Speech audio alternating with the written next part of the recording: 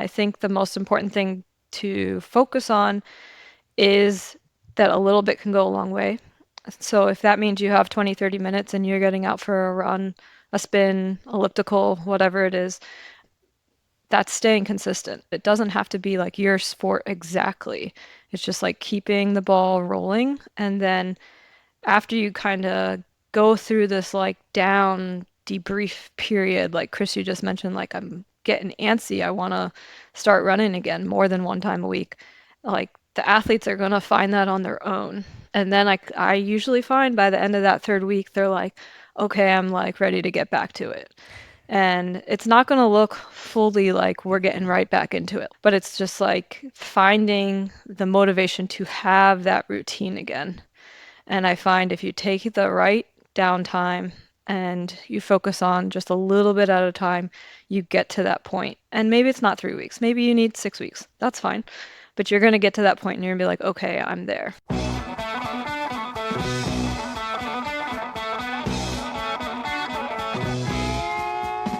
Welcome to the Low Tide Boyz, a Swimrun Podcast. I'm Chip. I'm Chris, and this is episode 256 of the show. Happy Thanksgiving, everybody. Gobble, gobble. For those who celebrate. We've got a great show for everyone this week. Given that Thanksgiving is a time for rest, renewal, and gratitude, we thought it'd be in the spirit of things to have Coach Liz on for another installment of what we're now calling Fika with Coach Liz. A little on the nose, but I think it works. It works. We talked to her about how to have a great off-season from training and related topics therein. Get your notepads out for this one. Knowledge bombs. As usual. Continuous. We've been heavy knowledge bomb episodes lately, I've noticed. But we dive in. What does a good off-season look like? What should you be doing differently than the normal? How much time should you kind of take off from your swim run type activities? Hear what we're doing, Chris and I, and even got into some of the data. When should you be looking at the data? What data is helpful to look at? What does it all mean? All this and more. If conversations about HRV do not put you to sleep, then you will stay awake. But I like HRV conversations. Me too. But before we get to that conversation, obviously the one news that we need to share is that Otillo Catalina is back. Woohoo! Happened once in 2020. We thought it was going to happen in 2021 a couple times. It didn't happen, but it's back in 2025, and it's going to be great. So if you haven't signed up, just go ahead and sign up. We're going to be producing a whole bunch of content. We're so stoked for this race. Yes. Not just to compare like an apples to apples, now that we're older and wiser, but just to get back out there because it was just an awesome race. It was such a great race, and I couldn't help but get on the nostalgia train a little bit and go back and look at some of the old race photos. And I'm like, oh man, there were so many people there that now we have way, 4 years of relationships built with. For sure. And we've as athletes have come such a far way in 4 years. The finish line picture at Otillo Catalina is a fun fact. We weren't the Low Tide Boyz when we first registered for Otillo Catalina. We were Team Dad Bod. And if you look at the finish, we still are Team Dad Bod. But if you look at the finish line photo of the Low Tide Boyz in 2020, we got our money's worth, for sure. We did get our money's worth. It's funny you say that because I was looking at the old memes. So actually, we're recording this on a Tuesday and actually went back, which actually at this point takes a while to get back to the old memes. I was like, man, you got to really be scrolling on Instagram. Getting carpal tunnel with the thumbs. But posted up every single Otillo meme from Catalina. four and some odd years ago. So check those out in the stories.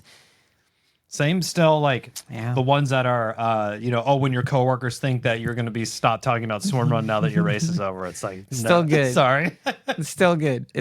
Yeah, it's so funny because, we've joked that the memes are really for an audience of one. Like if I write them, is Chipper going to find this funny? Or if he writes one, is I going to think it's funny?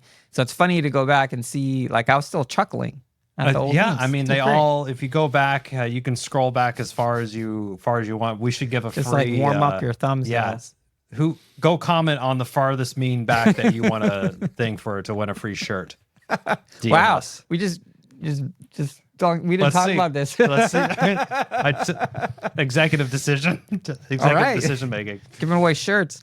But yeah, I think with that, very stoked for that race. So check it out. We're going to be producing a lot of content. We'll probably do another course overview video. We're going to try to go out there to do a training weekend. So we're going to be hyping it up. We want this thing sold out. So if you're anywhere swimmer curious or whatever, you're on notice. Absolutely. April 27th, 2025. And we've been getting everyone in our DMs. What's the course? What's this?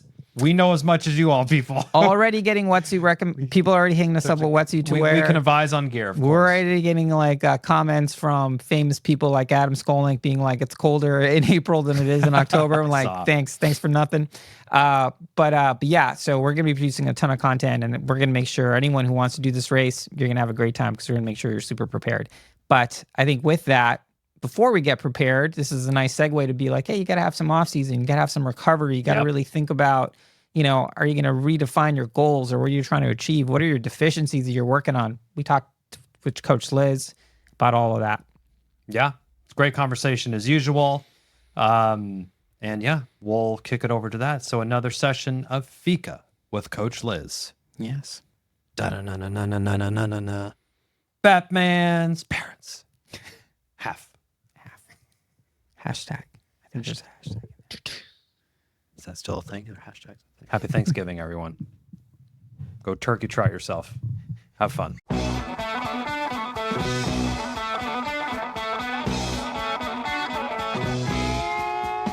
Very excited to welcome back to the show Coach Liz Gilden, of team hashtag Batman's Parents, accomplished swimrunner, world champion participant 2 years ago, Liz. Now? Yeah, I think that's right. 22. Yeah, welcome back to the show. Thanks for having me. It's always good to chat with you guys.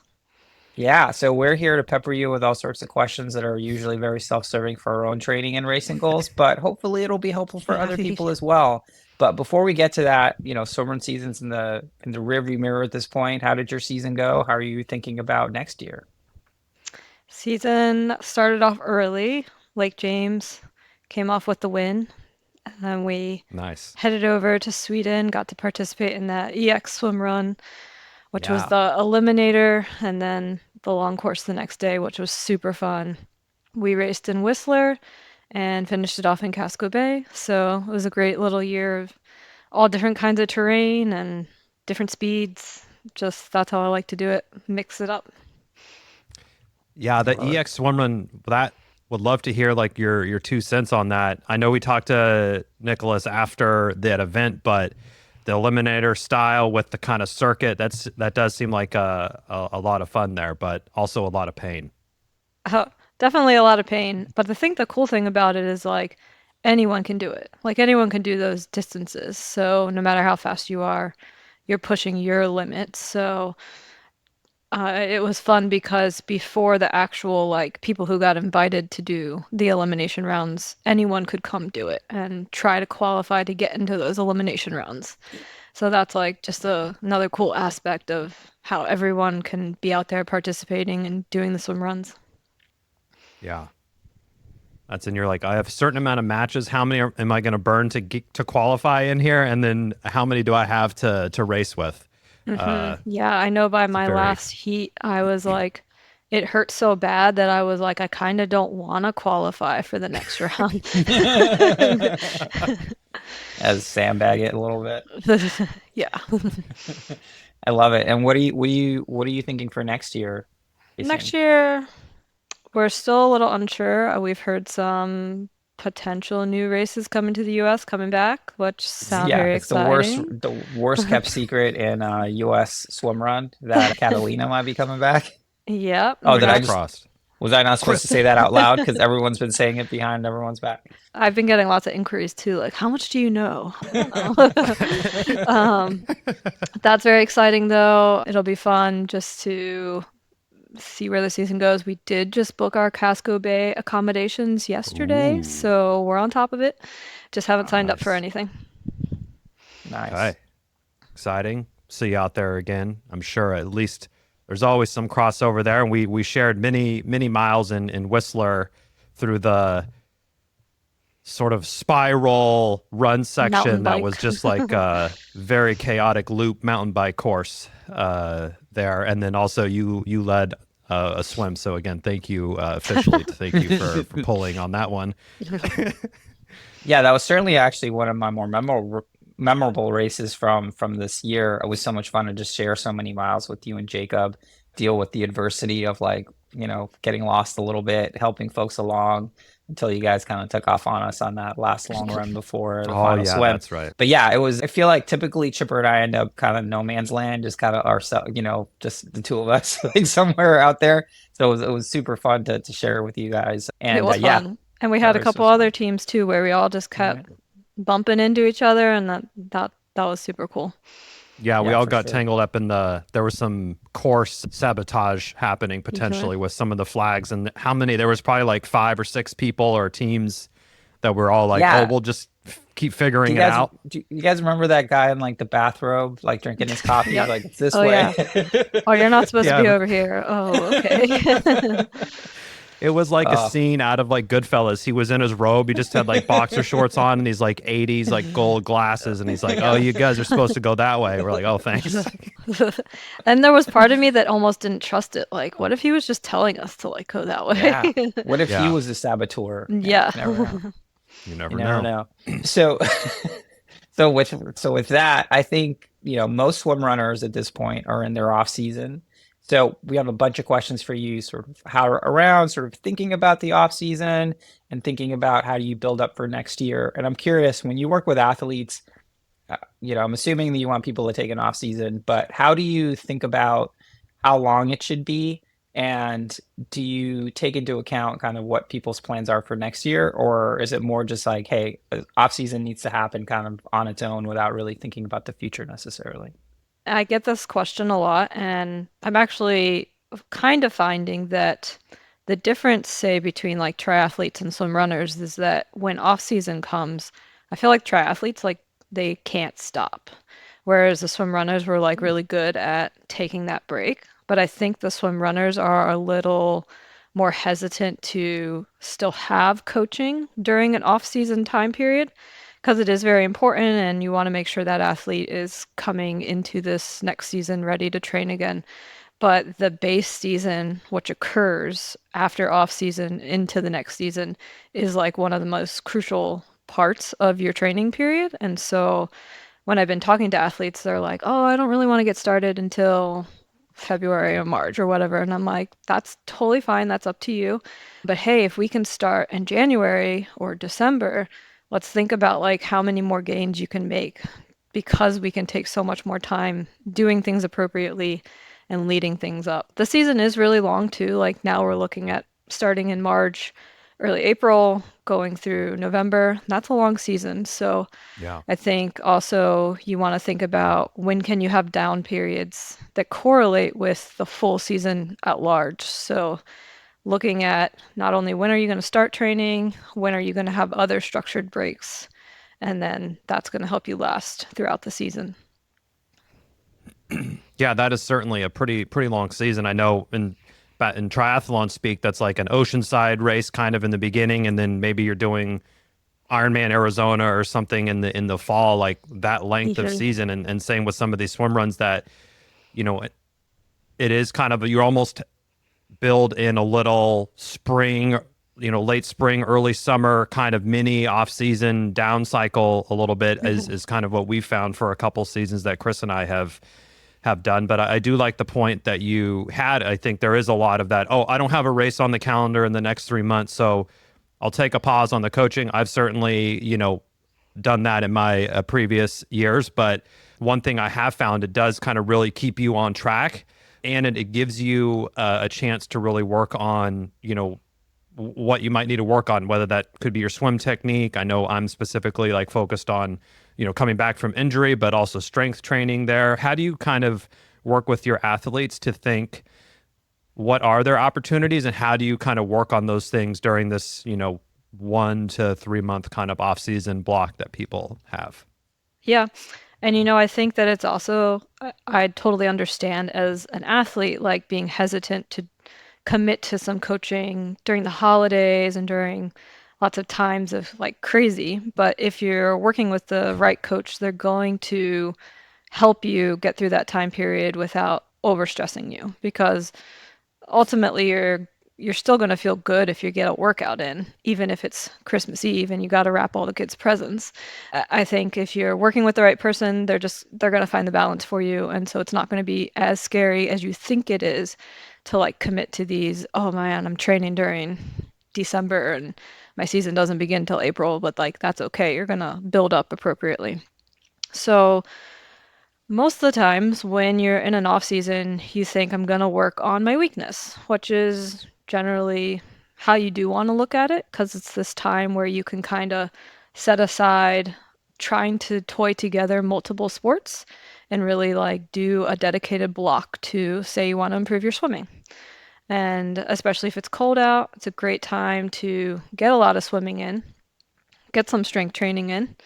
But then also maybe you live somewhere where it's cold and you can go cross country skiing or something like that, and like set aside one side of the sport. It kind of helps keep you refreshed, but see it in a different perspective.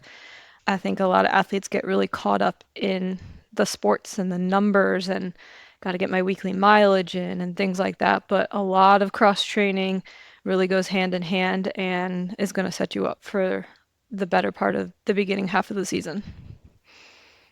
Yeah, I mean, I can certainly speak to sort of the difficulty in kind of feeling like you need to let go of whether it's the Strava totals, the Strava challenges, whatever it is that's motivating you to kind of get out there. I mean, this month I've tried to take an off season where I've been running like 1 day a week, which for the last, I don't know how long, Chipper, basically been running like 3 to 4 days a week for a super long time. Yeah, I mean, I'm kind of proud of myself, and I'm kind of starting to get ready to get after again, which I think is good because I was certainly feeling like I wanted to take a break. So it's nice to kind of switch to feeling like I'm sort of intrinsically motivated again. And I'm curious, in coaching, how do you sort of account for that? And I guess it makes sense to focus on your weakness as a way of kind of like shoring up any deficiencies you have. But how do you think about it in terms of just like motivation, sort of like generally?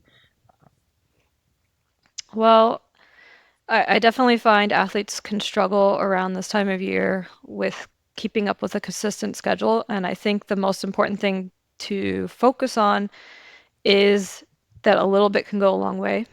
So if that means you have 20, 30 minutes and you're getting out for a run, a spin, elliptical, whatever it is, that's staying consistent. And like I said, it doesn't have to be like your sport exactly. It's just like keeping the ball rolling. And then after you kind of go through this like down debrief period, like Chris, you just mentioned, like I'm getting antsy. I want to start running again more than one time a week. Like the athletes are going to find that on their own. And I find a lot of athletes, I might prescribe to them, okay, we're going through this off season right now. This is what my off season usually looks like. 1 week, I don't put anything in training peaks. Second and third week, I might put one workout a day. They can change it around. It's nothing like big or anything.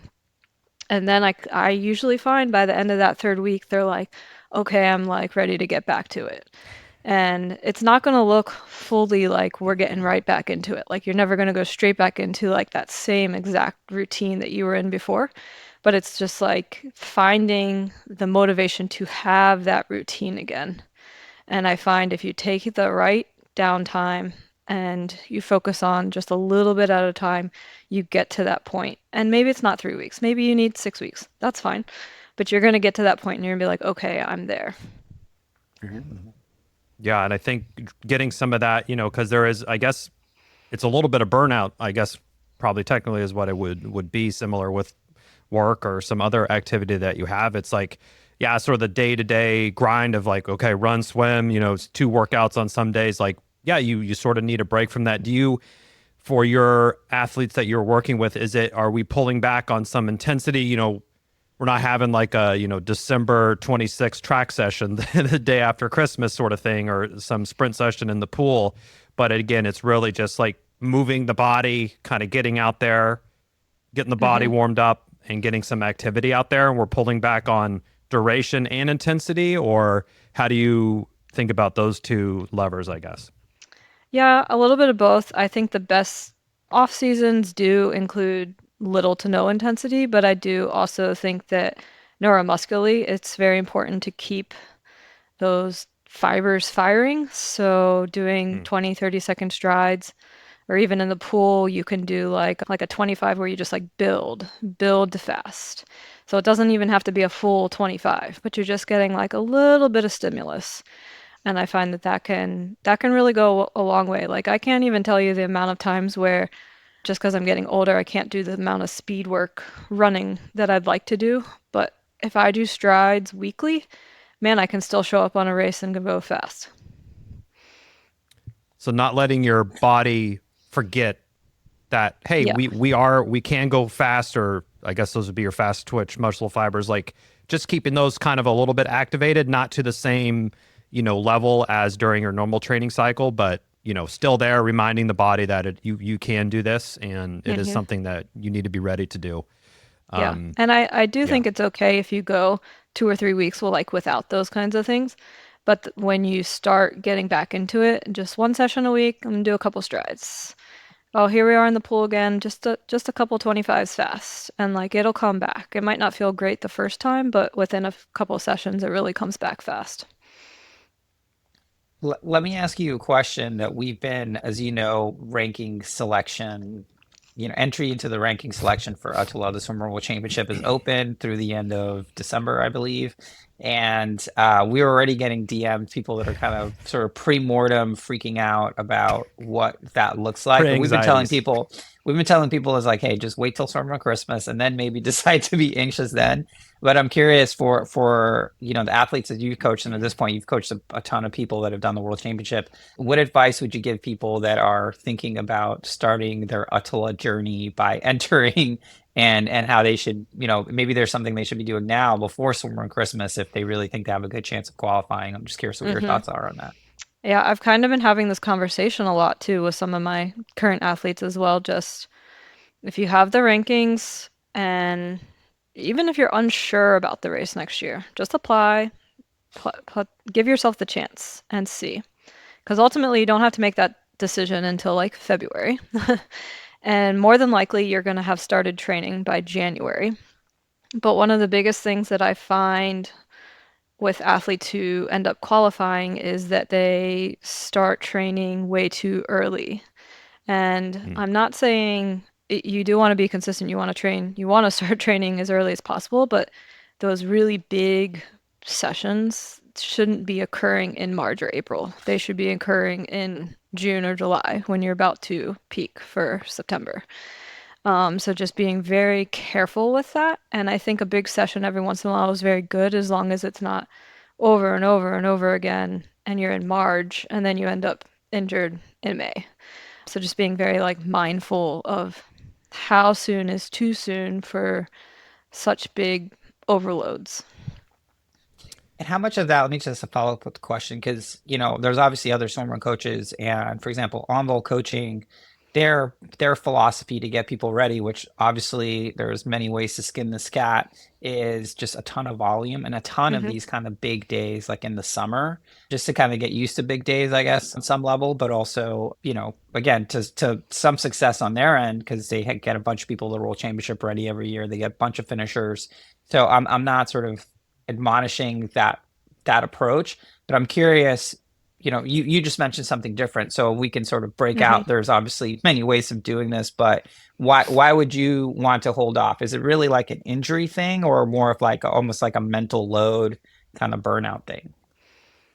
Or both? I would say it's more of a injury thing. So for most swim runners, I feel like we are all just coming from a time in our life where maybe we left triathlon, we have families, we're not pro athletes. And of course, there are some very, very good pro swim runners, but we just don't have this capacity to take on that much volume and then recover fast. And there's definitely a time and place for it. I do think you should be doing these big sessions in the summer. I'm just saying maybe not too many of them early in the season where it could be risky. Makes sense. Yeah, I mean, having been through a few Otillo training cycles, it does accumulate, and there does get to the point in the summer where you're like, oh, okay, this is, it's a lot of work here and we got more weeks of it coming ahead. So I see not getting that kind of, every athlete's different too, I guess. So, having that good coach athlete relationship where you can really understand, oh, hey, how does Chipper handle volume or how does Chris handle volume, and knowing when to kind of deploy that from a coaching perspective. I assume that's something that you're taking into account as well as you, Definitely. your relationship with the athlete matures. I think that's definitely, as a coach, you're going to look at, we kind of talked about this in our last coaching podcast, is like the athlete years, like how many years have they been doing swim run, or how many years have they been doing endurance sports. And so, at least from my perspective, I do think the long sessions, the big sessions, are very, very important.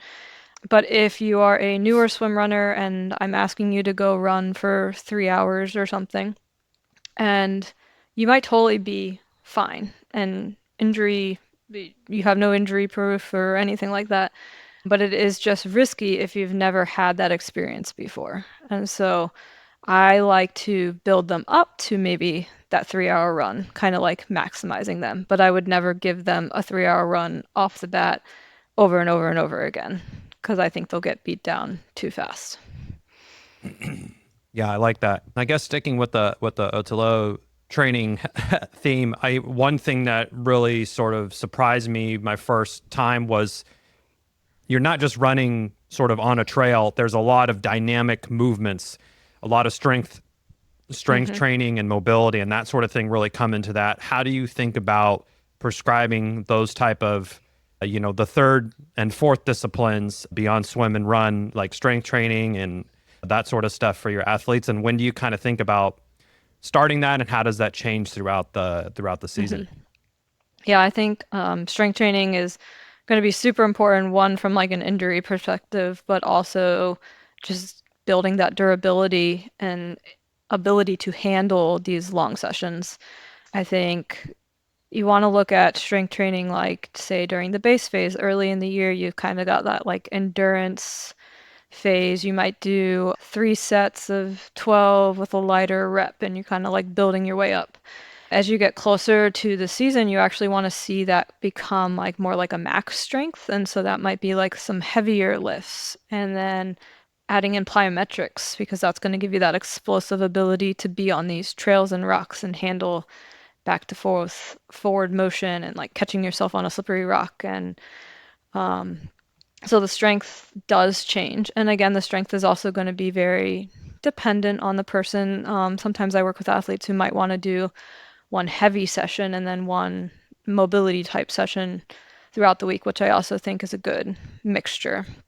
And so just depending on the athlete, I actually don't think I don't know what these classes might be called, like Orange Theory or things like that. I actually don't think they're like that bad of an idea if you are somebody who needs the motivation for like a strength training class or something. I guess it's like a HIIT style, high intensity. And I actually think that's totally fine, especially because as swim runners, we're so like focused on our aerobic and endurance zones. Like getting that little bit of high intensity strength work is a nice balance to the training program. Yeah, and I think it could also just be varying the stimulus is always good too. My wife, she's an Orange theorist, which I think that's what you call people that go to Orange Theory. I just made that up. No, I don't think they're called theorists. I was like, their marketing department needs to get to work, because that is a horrible name. It's like a bunch of nerds over there. But yeah, but she likes it because it's like, obviously it's time limited, it's goal oriented. You basically go in, you do the business, and in 50 minutes you're essentially gotten a pretty good workout. So it's nice to get, like, if you need like a prepackaged excuse and some accountability built in, and maybe even some community, like that stuff can be really good. So Liz, I want to ask you, let's just ask one, let's keep peppering you questions about Otillo, because I think one of the things that is really tough about training for that race, and just people need to be really open-eyed about it, is sort of like the mental load of carrying your endurance, but also just kind of like the fear of such a big day, such a challenging course. That's another thing we've heard from people. And certainly when we interviewed Mama Boys, they were talking about how like mentally it was just like a big lift just to feel like they were prepared. How do you work with athletes to kind of work on that part? And of course, a lot of it has to be trust the process and you'll be fine. But you can only tell yourself that so much. So I'm curious as a coach, how do you Right. support athletes or that you coach, like sort of their anxieties Yeah, around sort of the challenge? I tend to use their sessions to build their confidence. So if I can really tell they're kind of like fretting before an event, I can be like, remember that one session we did and you felt like this and you crushed it, or your heart rate was this, whatever it was.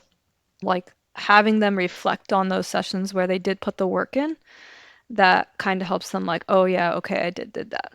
So there's other times where maybe you suffered an injury and going into a race you also might not feel so confident, but you have to remind the athlete of like where their abilities were before the injury and how that mental headset can really just like shift what the body is capable of doing. So if you believe you can do this, you can go a long way. And obviously Otillo is a very difficult and hard day. And even if you believe as much as you want that you can do it, sometimes you still can't because the weather gods have a different thing in play or the rocks have a different story for you. Like you never know what it's going to give you, but you have to show up and try and just keep staying positive. Like the second a negative thought pops in, your race can plummet very fast. True. Yeah.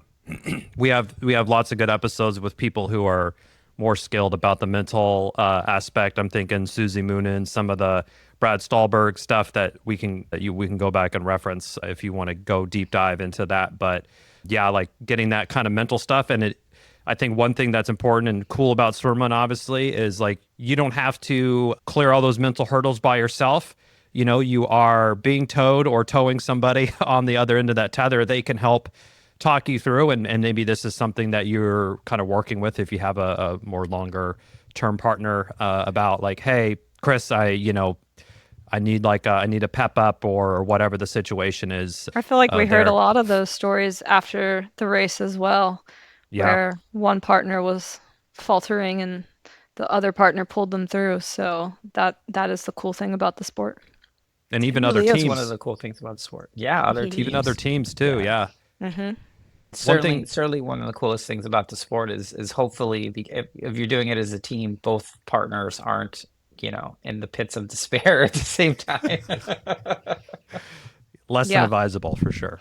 Yeah. I think before races too, it's just really good to have that conversation with your partner, your coach, whoever's there supporting you, just about your capabilities and your paces and keeping it real, like knowing what you're capable of and just being honest with it. And especially if you're one of those athletes that might be on the cusp of not making the first cutoff, just being very real with yourself and saying like, this is a very real, but I think we can still do it. And if we can't, we come back next year and we try again. But just like being real with yourself, with your partner, because if you think you don't even have those thoughts, like, of course, we don't want you to like hone in on those thoughts, but just like keeping it real and knowing that even the best sometimes don't make it to the first cutoff. I mean, look at Hugo and Amanda first swim. So you never know. Yeah, certainly. Sort of shifting a little bit back to the off-season mode, one thing I really enjoy working with you as a coach is you're really into the metrics. My Garmin is on me 24/7 nearly, and it uploads right to Training Peaks. And, you probably know more info than you like to know about how much I'm sleeping and my heart rate and things like that. How do you think about, should you sort of throw those things out during the off season? Should you kind of look at them? Because, Garmin is notorious for not being the most motivating. I'll finish a workout. It's like, oh, you're unproductive. You're a piece of shit. Yeah. Like, it's like, okay, like fuck you just Garmin. ran 4 hours unproductive. I know. So how do you think about sort of the metrics if some people are more data obsessed and data driven than others? Yeah, the metrics can drive you crazy sometimes, so you have to be careful. I think that overall, there's like a couple like guiding principles, and if you're mindful of this is good to know. So like generally in the off season, your resting heart rate's going to go up a little bit. Your HRV is going to come down a little bit. And these are also fitness metrics. Like when you start to gain fitness, your resting heart rate goes down and your HRV starts to come back up. During stressful time periods too, it's going to pick up on those things.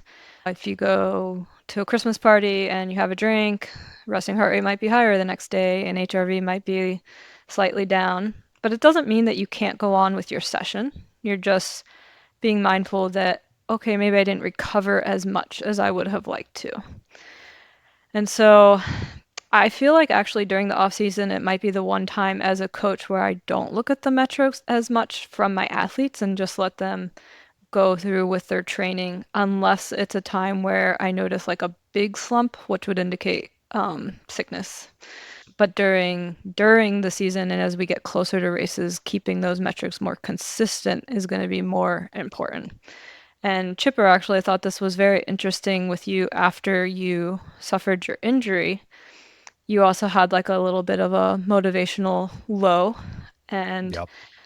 hope you're okay with me sharing this on the show. But Go for it. Consent granted. I did notice that your HRV came down, and it correlated with how you were feeling, both just like mentally as well as what your body was going through. It was trying to heal your knee. And so it was interesting. And then right around I don't know, a week or two right before Austin, you were really starting to feel good again, gain some confidence. And I noticed the numbers started to go back up. And now Yeah. they're like pretty much like a normalish number for you as you're getting training again. So that's really cool. Yeah, that was, yeah, definitely noticed. And yeah, I mean, I obviously this is something that we had communicated as well. Like, oh, time change always kind of gets the better of me for a couple weeks, and when you're in a nice warm cozy bed, it is kind of hard for me to pry myself out to 5:30 in the morning to go join Chris in the pool sometimes. And When are you in the pool at 5:30? no, that's when my alarm goes off. Chris is in the pool at 5:30 and Chipper comes at 6. I warm it up for him. Yeah, Chris is usually high-fiving when he's getting out, or like I'll do my warm-up and he's on his cool down there. But yeah, that is, I like how the metrics sort of tie into that as well. Well, I'm going to ask a question for the folks that might be listening who just, aren't as obsessed about this stuff. But can you talk about what HRV stands for, heart rate variability? Can you talk about the relationship between resting heart rate and heart rate variability and why it's important to even key in on those? Yeah. And, I should side note too that like, there's other exercise physiologists out there, scientists who believe that HRV can at times during different people's lives not correlate well with what's going on. So HRV is more of a recovery indicator than it is a readiness indicator. So if you've ever had an Oura Ring or a Whoop, even the Garmin, I think kind of does this. It'll tell you like are you ready to train today kind of thing. And so it's essentially just a score of looking at your heart rate and your HRV and meshing them together and being like, these are good for you. And so again, it comes down to like that individual you. Some of my athletes have HRVs that are over 100 and others are around 50. And like, it doesn't matter. It's just like, what is your range, your consistency? So the relationship between HRV and heart rate is going to be more of, it's like a correlation between the beats, and I'm not going to say this correctly because I'm not an exercise physiologist, but the monotone between the heart rate as it recovers versus when it's stressed. And so when you're able to take on a lot of load, that number is going to be a great number, like it's ready to take on load. And when it's compressed or it's a lower number, then your body is stressed and not able to take on load. And by low number, you mean that there isn't a lot of variability. So the more variability you have, the more your heart or you're basically ready for activity. But if it's compressed, it could mean that you're tired, that you're fatigued, that you're immunocompromised even, and that should be an indicator to maybe take a rest day or something. Yeah, exactly. Gotcha. Yeah, there's that was there's an app called HRV4, which is how I actually got into HRV years ago, and they were kind of like the beginners of HRV, and they have some blog posts about how some people even measure their HRV like during workouts, which doesn't really give you anything super important. But what is interesting is that, like, say your HRV that morning when you wake up is 50 or something. You go and do this aerobic run, and you come back an hour later, you measure your HRV, and it's only like 48. Then that shows that, like, the stress that you just took on was fine for you, like it wasn't overly taxing because your body's recovering already and like getting back to where it was. Whereas if you took your HRV and it dipped a ton because you did a track workout, and you're going to need some more recovery time. But either way, Chris, you kind of said, like, what about the people who aren't really into these metrics? So you don't need HRV. I actually work with some athletes don't even have a Garmin, and they just run with a Timex watch. And that's totally fine, and as long as you're giving me feedback on how you feel and what your paces were, things like that. Like, there is other ways to monitor how someone is responding to training. Yeah. Unsettling Timex. without a heart rate monitor, I will say, personally. Sometimes I wish I could go back to the days of no Garmin and just like... Yeah. And these metrics aren't really, you don't want to be controlled by them like some sort of overlord. Like you don't want to get to the point. I know, Chris, you're definitely big on this as well, as like, oh, my HRV's like, it's normally 50 and now it's 42. I'm like, I can't work out today. I have to like get a nap and like do all this stuff. It's not, you don't need to be that reliant on it. It's more of an indicator, something to sort of take into account with the rest of what's going on with you as a human being before you sort of make that decision. But yeah, I don't think I've ever really, unless you're like sick. I noticed when you are sick, like I think my HRV is probably somewhere in the 70s. If you're sick, it's like 40 something.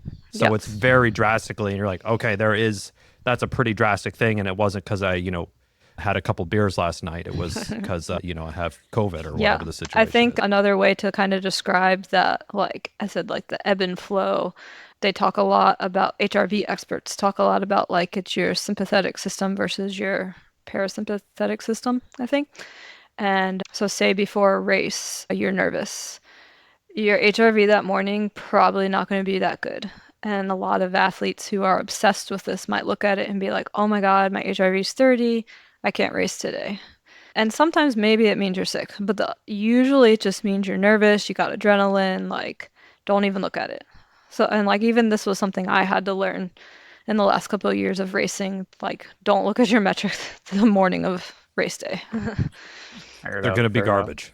You can look at it after the race, but yeah, you're definitely, I know, Otillo, you're sleeping, maybe 3 or 4 hours if you're lucky. You're in a tiny bed. You're in a your cabin. Your partner's snoring. Your partner's chopping wood. It's just hard to... Guilty. Sorry, Chris. So Chipper and I are different. So Chipper trains with heart rate. I actually don't. My form goggles tell me heart rate, but for the most part, I go by feel, and I've been doing that for years. Partly because I always hated this is like dating myself, but the chest strap, like, I always just hated wearing that thing. It just never worked. And the wrist-based stuff, I never found it to be super accurate. And also, like, I didn't like Garmin telling me I was unproductive. Like, I can beat up myself. I don't need like a device telling me that I suck. Definitely get it, like, admonishing myself.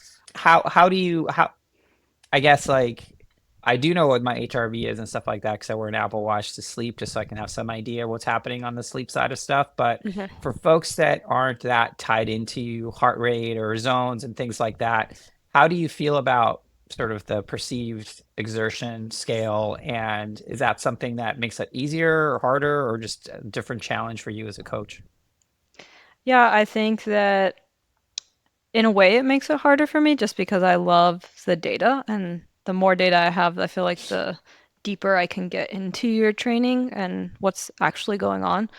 But so much of it is, like I said, if you're giving me the feedback of how the session went, especially when I give you a particular session, such as, say, I'm giving you 30 30s, so it's like a sprint day.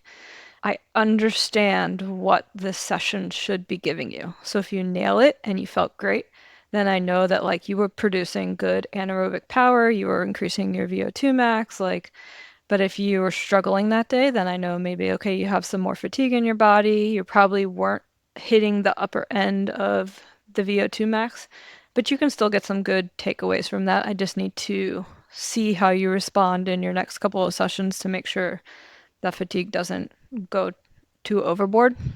And so, I mean, honestly, I think I have about 5 athletes who really don't give me too much data.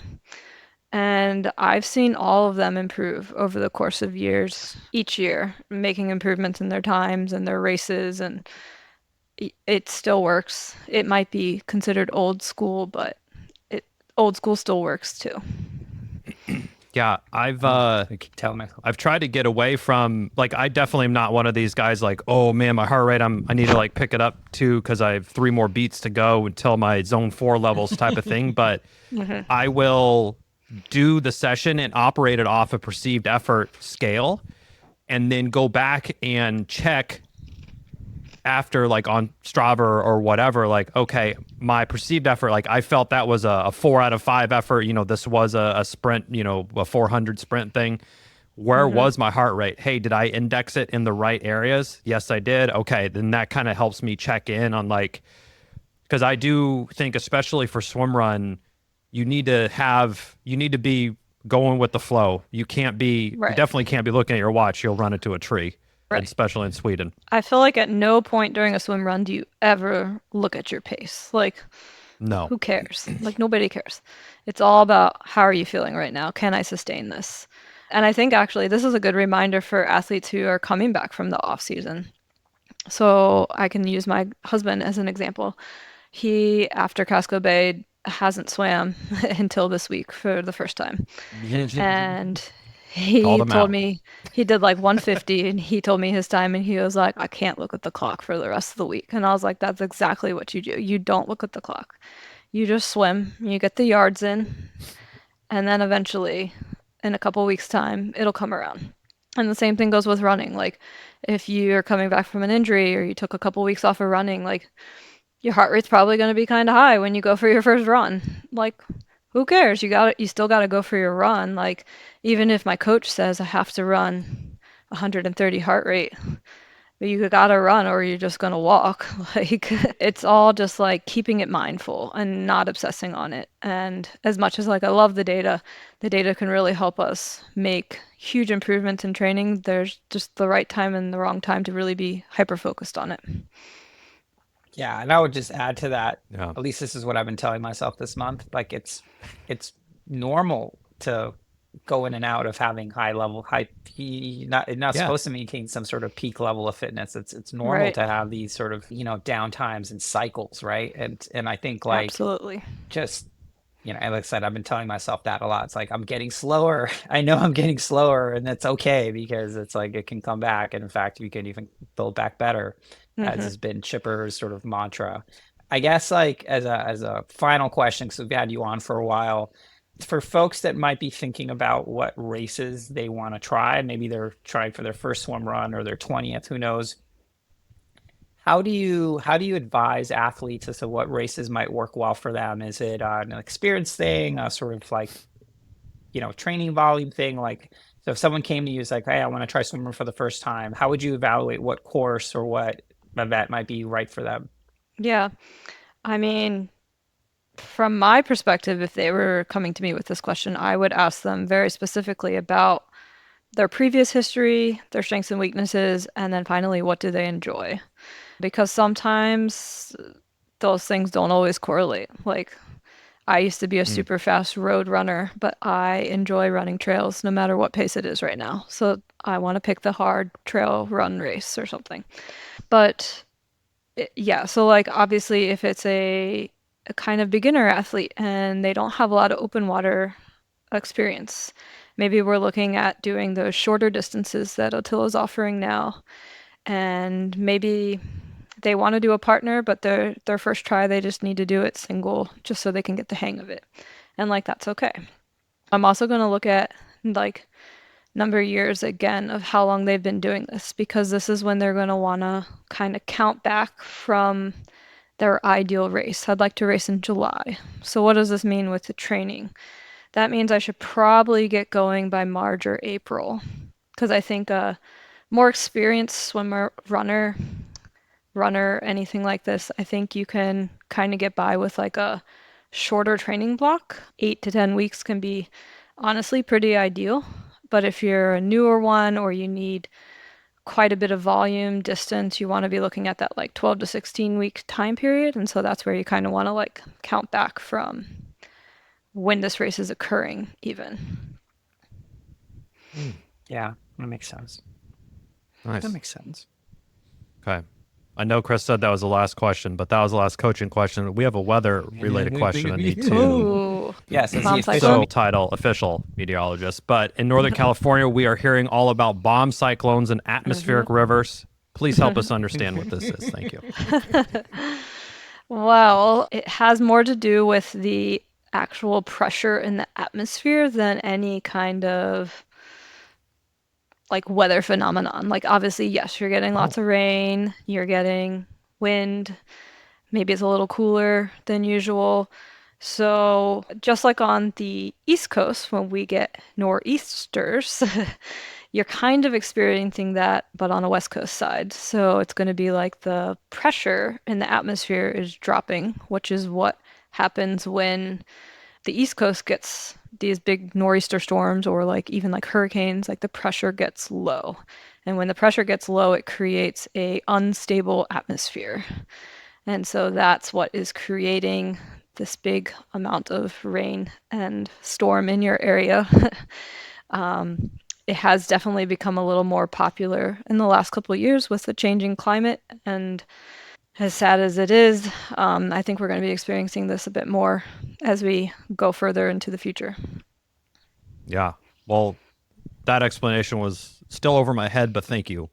Nonetheless, hopefully somebody. Yeah, We've been, way to end Chris, it on we've a been having downer, atmospheric Chipper. rivers like, we've been having Every year. atmospheric rivers every year. Mm-hmm. Yeah. And I just tell people, Yeah. I'm like, it's like a river on the sky, but it's just raining down a ton of water on us, basically. Who's asking you what an atmospheric river means? That's Like, a great question. Who Nobody. people are you telling this to? Yeah, like your kids? My kids are asking me all sorts of crazy questions. It's like, why is it, it's like, why are there 10 rainbows in the sky right now? I'm like, you see 10? Like, what's even going on? Whoa. It's like, yeah. Well, Liz, as ever, thank you so much for your wisdom. I know you're fully subscribed with coaching clients / patients on some level, and thank you for everything you do for the sport. Hope to see you at a race soon, and hopefully share some miles with you. Maybe at a yet to be determined race in late March in California. Yeah. Thanks for having me Love it. today, and good luck to everyone who's listening in their 2025 seasons. That's it for this week's episode. Thanks so much for listening to the show. Make sure to subscribe wherever you listen to podcasts and leave a rating or review, since that's the best way to help other people discover the show and the sport of swim run. Check out our website, lowtideboyz.com. That's boys with a Z, for swimrun resources, including gear guides, tips, how-to videos, and so much more. Make sure to check out our meme page at The Low Tide Boyz on Instagram. If you have any questions or suggestions for the show, send us a DM or email us at lowtideboyz@gmail.com. We'd like to thank Riding Easy Records for our show music, and of course our wives for their support and tolerance of our swim run and other activities. Lots of activities. Lots of activities. Finally, you can support our efforts on Patreon. Until next time, get out there and go for a swim. Then a run, And then a swim, then another run, then another swim. then run some more. Just keep going. Let's go. And then stop at some point because, And fuel. Don't forget to fuel. Gotta fuel Of too. course, yes.